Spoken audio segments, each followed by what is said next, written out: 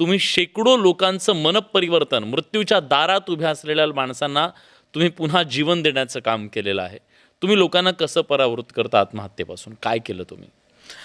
सुरुवातीचं जेव्हा काम सगळं सुरू झालं त्यावेळी असं लक्षात येत होतं की शेतकरी ज्यावेळी अडचणीत असतो, आत्महत्येच्या विचारापर्यंत जाऊ पाहतो, त्यावेळी वाचवणारी कोणतीही व्यवस्था नाही.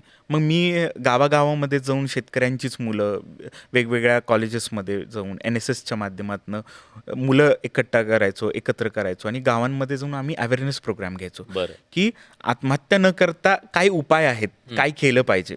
आणि त्यानिमित्तानं शेतकरी नंतर वैयक्तिक येऊन भेटायला लागायचे, बोलायला लागायचे की दादा आम्हाला तुमच्याशी वैयक्तिक बोलायचं आहे, माझा नंबर घ्यायचे. आणि त्याच्यावर हजारो शेकडो फोन यायचे. कित्येक जण माझ्यापर्यंत पोचू पण शकत नव्हते. त्याच्यातून शिवार हेल्पलाईन या संकल्पनेचा जन्म झाला आणि शिवार हेल्पलाईन ही 2017 आम्ही राबवतोय एका धाराशिवमध्ये तुम्ही? धाराशिवमध्ये. आणि या शिवार हेल्पलाईनवर शेतकरी कुठल्याही परिस्थितीत त्यांच्या सामाजिक प्रश्नासाठी, शेतीविषयक, वैद्यकीय, त्यांच्या मुलांच्या शिक्षणासाठी, त्यांचे राजकीय प्रश्न, शासकीय प्रश्न, अशा इतक्या वेगवेगळ्या प्रश्नांसाठी ते फोन करायला लागलेत. आणि इथून शेतकरी आत्महत्याची सुरुवात होते हे आम्हाला लक्षात आलं. आणि मग आम्ही हा आमचा पायलट प्रोग्राम सुरू केला. त्याच्यामध्ये कृषी महाविद्यालयातलीच शेतकऱ्यांचीच मुलं होती जे टेक्निकली त्यांना काही गाईड करू शकतात.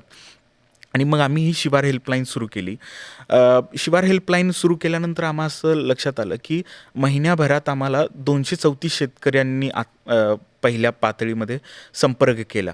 आणि हे इतक्या मोठ्या प्रमाणात बोलू पाहतायत, त्याला एवढा प्रतिसाद मिळाला. मिळाला.